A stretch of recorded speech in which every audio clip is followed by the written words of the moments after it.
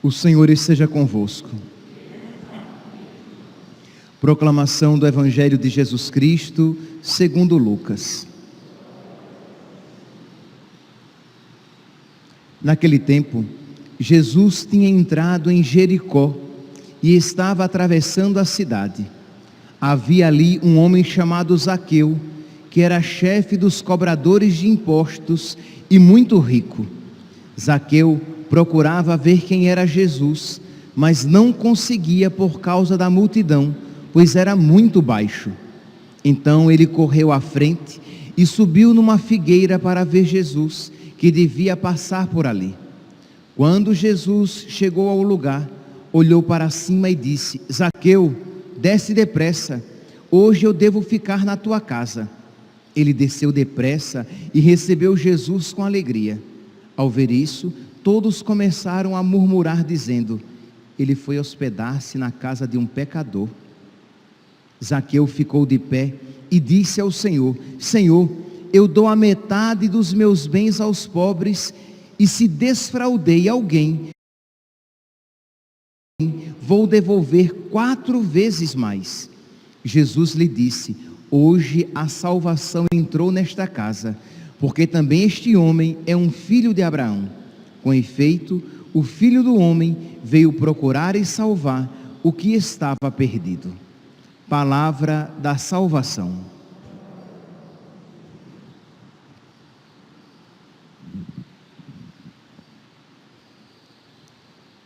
Caríssimos irmãos e irmãs, nós estamos na nossa novena de Cristo Rei, estamos nos preparando para a nossa solenidade, para a solenidade do nosso padroeiro, e a solenidade de Cristo Rei, neste calendário, neste novo calendário, ela se encontra no final do ano litúrgico, que nos faz então refletir a respeito das últimas realidades, daquilo que antigamente se chamava de os novíssimos: céu, inferno, purgatório, juízo, parousia, a segunda vinda de Cristo, e que hoje em dia na teologia nós chamamos de escatologia, o estudo das últimas coisas. De modo que até a segunda semana do Advento nós iremos perceber esta temática, isto é, textos que nos falam a respeito das coisas finais e, de um modo particular, da vinda de Cristo. A primeira leitura de hoje, retirada do segundo livro dos Macabeus, eu aconselho vivamente, se você nunca leu os 2 livros dos Macabeus, eu aconselho vivamente que você leia, porque é uma leitura maravilhosa, edificante. Por quê? Porque de alguma maneira, tanto o exemplo desses santos homens aqui hoje, Santo Eleazar, quer dizer, tanto o exemplo deles é edificante para nós, mas também, meus santos, porque esta situação pela qual eles estão passando deve iluminar a nossa vida, e uma situação semelhante pela qual nós também iremos passar. Nós não podemos nos esquecer, isso aqui é sempre importante recordar, que a Sagrada Escritura, os eventos da Sagrada Escritura, não são apenas eventos que dizem respeito à realidade passada, às coisas acontecidas, mas elas têm também um sentido escondido para as realidades futuras. O exemplo, digamos, clássico, mais eloquente, nós temos lá em Isaías, no capítulo 7, versículo 14, quando Deus, por meio do profeta, foi ao rei Acás e pediu a ele, e disse a ele que ele pedisse um sinal, que Deus queria dar um sinal a Acás, porque Acás estava resistente em fazer a vontade de Deus, e Acás, com medo de fazer a vontade de Deus, não pediu um sinal que Deus estava oferecendo. Então Isaías diz, muito bem, então eis que eu digo, uma virgem conceberá e dará à luz um filho. Esta passagem, neste contexto histórico, estava se referindo a quê? A esposa de Acás, que iria engravidar e teria Ezequias. Este é o contexto histórico, o sentido imediato. Mas aquela palavra, com aquele sentido imediato, tinha um sentido profético, um sentido futuro, que dizia respeito, não àquela jovem casada com Acás e que teria Ezequias, mas à virgem que teria um filho, o Filho de Deus, chamado Jesus. Mas quando o profeta Isaías isso profetizou, ele tinha em mente este sentido futuro? Muito provavelmente não. Ele se referia a Acás e ao filho que a esposa, que a sua esposa, que a esposa de Acás teria. Mas Deus, que é o autor primeiro das Escrituras, que é o autor principal, que é o autor divino, Deus sabia. Muito bem, então tendo isso em mente, nós ouvimos esses relatos aqui do livro dos Macabeus, e sabemos que, embora haja um sentido primeiro, a igreja também lê como contendo um sentido segundo, um sentido profético, um sentido apocalíptico, um sentido misterioso.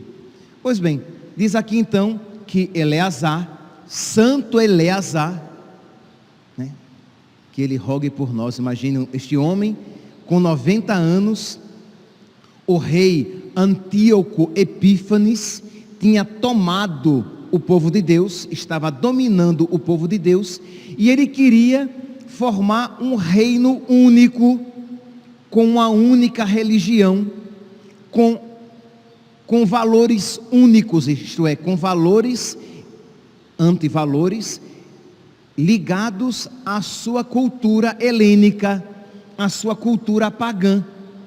E ele queria então que todos os judeus recebessem goela abaixo todos aqueles costumes.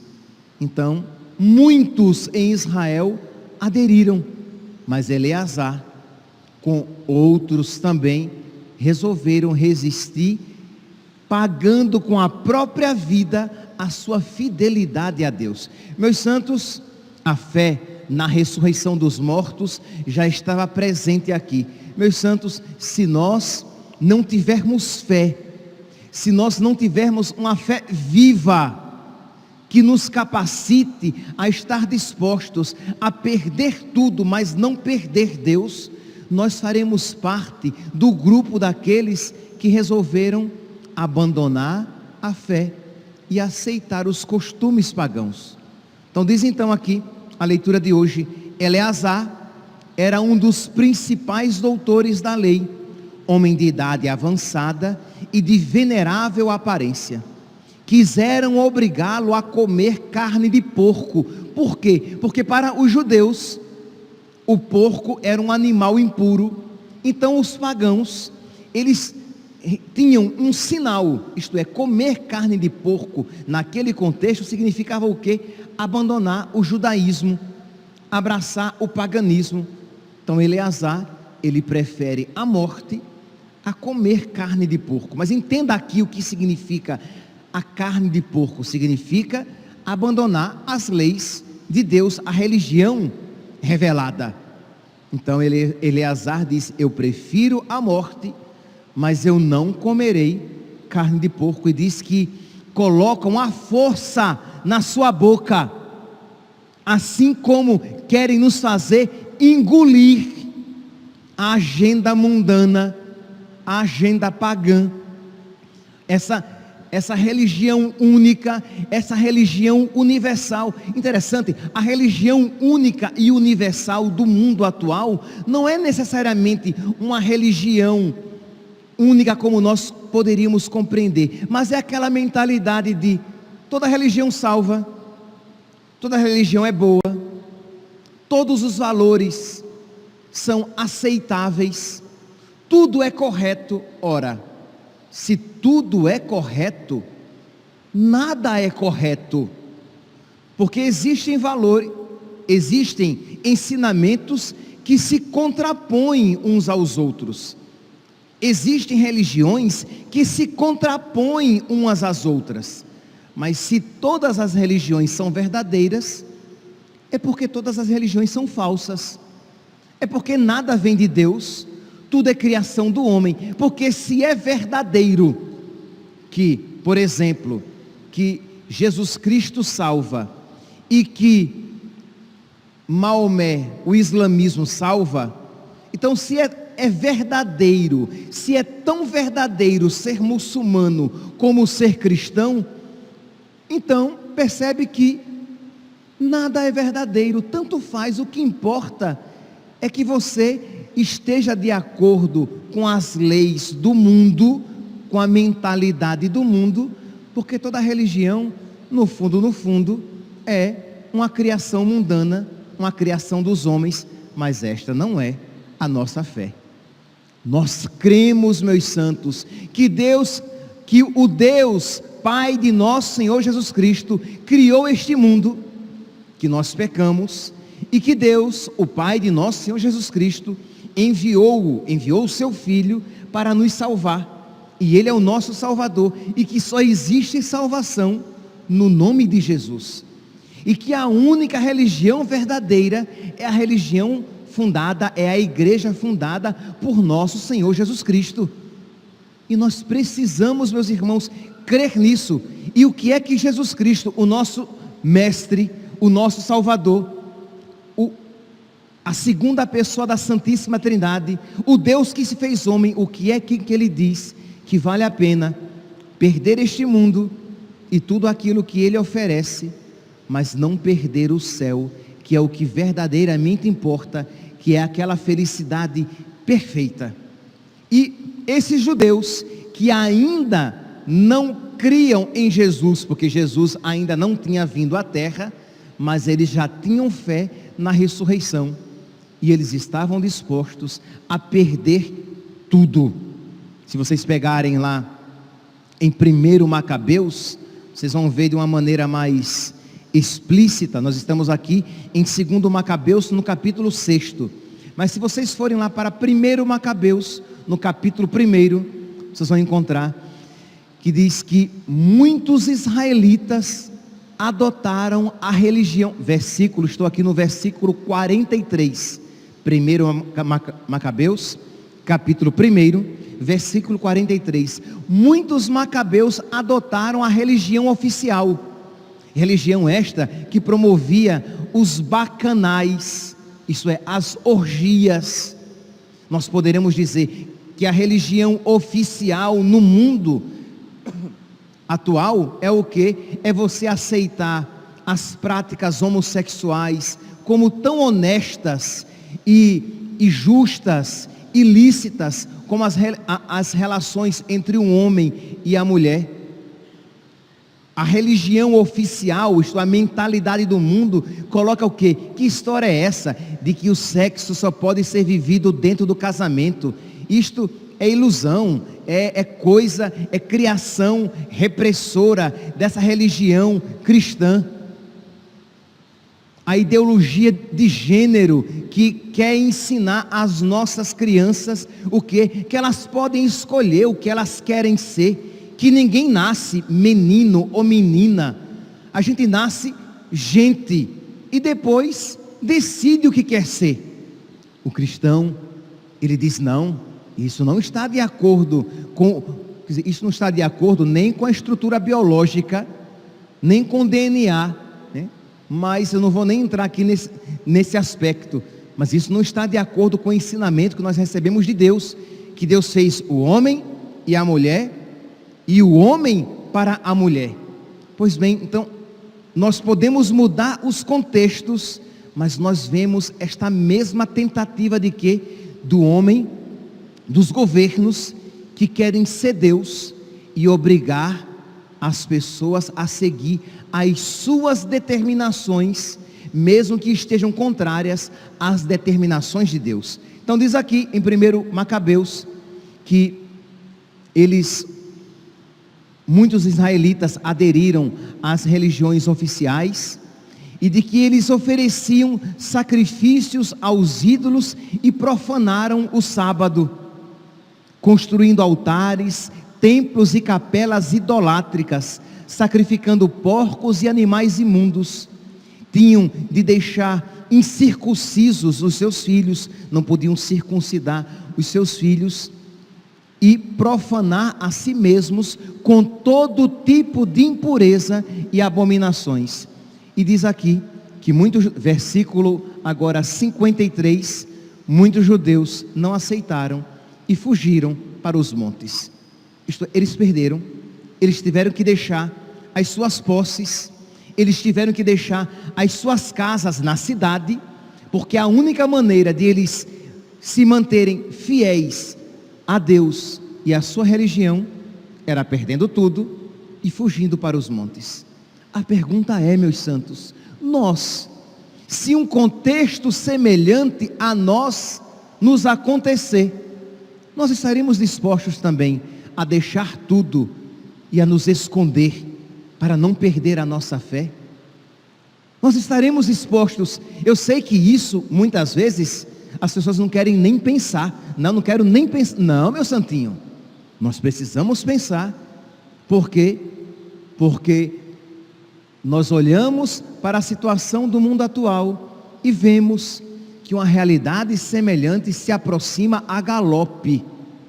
Se aproxima a galope. E a pergunta é: o que nós faremos quando isto novamente acontecer? Porque acontecerá. Antes da vinda de Cristo, a igreja passará por uma tribulação que abalará até mesmo a fé de muitos crentes. A pergunta é: o que é que nós faremos? Diz aqueles que se recordam a primeira leitura da missa de domingo, retirada do livro do profeta Daniel, fala de uma tribulação como nunca houve na terra. Como nunca houve. E a pergunta é: o que é que nós iremos querer salvar? Os nossos bens? A nossa vida corpórea? Ou iremos querer salvar a nossa fé e a nossa alma? A alma aqui, compreendamos, se nós salvarmos a nossa fé, os nossos propósitos, perdi aqui uma palavra mais adequada, os nossos princípios, se nós salvarmos a nossa fé e os nossos princípios, nós seremos salvos. Mas se nós, querendo salvar a nossa vida e o nosso conforto, nós virarmos as costas para Deus, nós nos perderemos por toda a eternidade. Então diz que o velho Eleazar prefere então ser torturado e morto a negar a sua própria fé. Meus irmãos, não há como ler, né, os 2 livros dos Macabeus e não refletir a respeito da própria vida.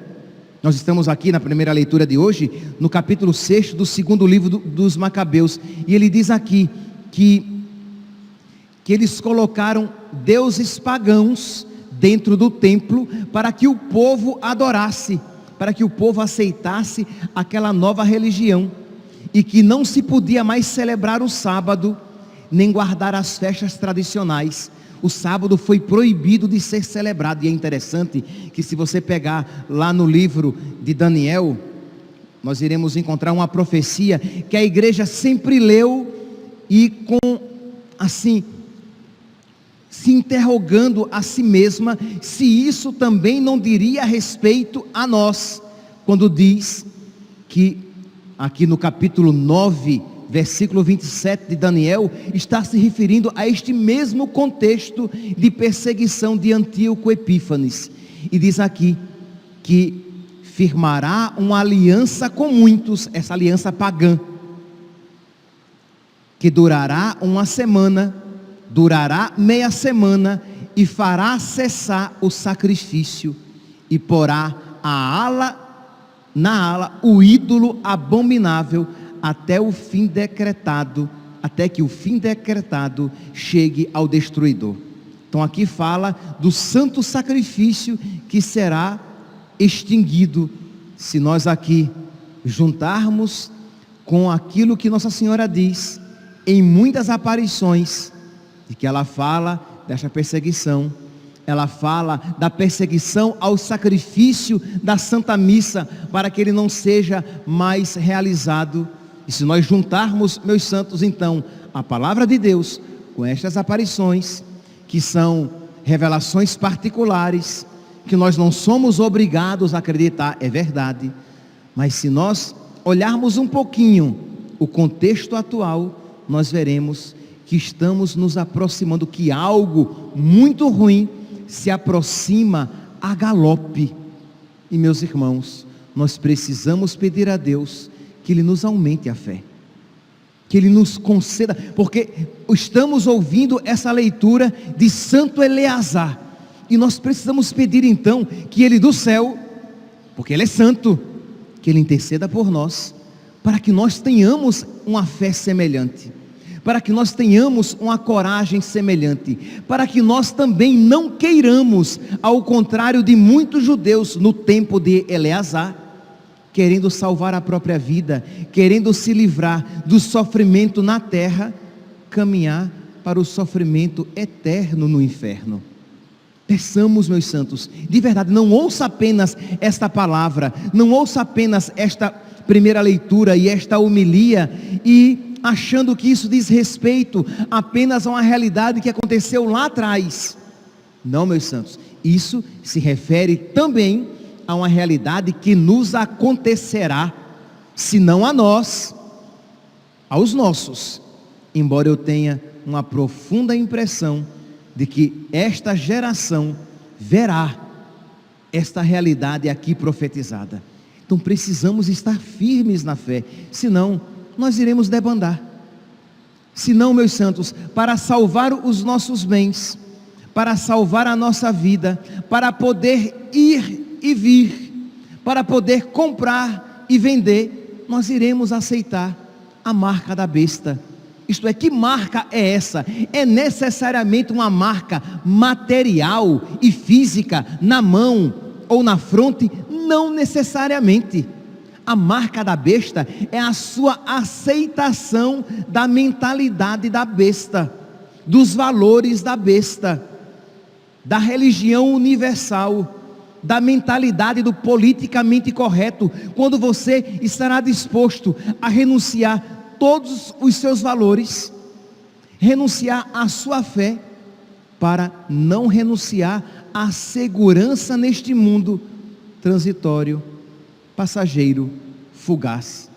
Quando você adorará os bens deste mundo, o conforto deste mundo, a segurança deste mundo, isto é, terá este mundo em tão grande valor, ao ponto de você virar as costas para o próprio Deus e as promessas eternas. Pensamos, meus santos, estamos então nesta novena de Cristo Rei, e que é um período tão adequado de nós refletirmos a respeito das realidades futuras, das realidades eternas. Peçamos a Deus, peçamos com sinceridade: meu Deus, coloca no meu coração uma fé firme. Meu Deus, tira do meu coração toda a ilusão de que o que importa é ser feliz a todo custo neste mundo. Senhor, coloca no meu coração a têmpera dos mártires, a coragem dos mártires, o fervor dos mártires, desses homens, mulheres, crianças, que estiveram dispostos a perder tudo, mas não te perder. Abri, Senhor, os meus olhos, para que eu veja que Tu és o precioso, que Tu és o que existe de mais valioso neste mundo. Abri, Senhor, o meu coração à verdadeira sabedoria, para que eu esteja disposto a trocar os bens do tempo presente pelos bens eternos.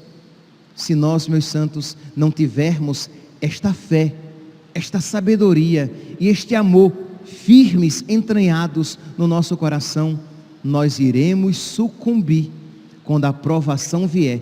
E mesmo que esta grande provação a qual eu me refiro não venha agora, você virará as costas para Deus, porque você sabe muito bem que nós somos tentados a cada dia por pequenas coisas, e quantas vezes por pequenas tentações nós abandonamos Deus, nós negamos os nossos valores, nós viramos as costas para o próprio Cristo. Então exercitemo-nos, sejamos fiéis a Deus nas pequenas ocasiões da nossa vida, para que quando acontecerem as grandes, exercitados nas pequenas, estejamos preparados a ser fiéis a Deus também nas grandes ocasiões da nossa vida. Que Santo Eleazar interceda por nós, para que em todas as ocasiões nós possamos proclamar que Cristo é o nosso Rei e Senhor. Louvado seja nosso Senhor Jesus Cristo, para sempre seja louvado.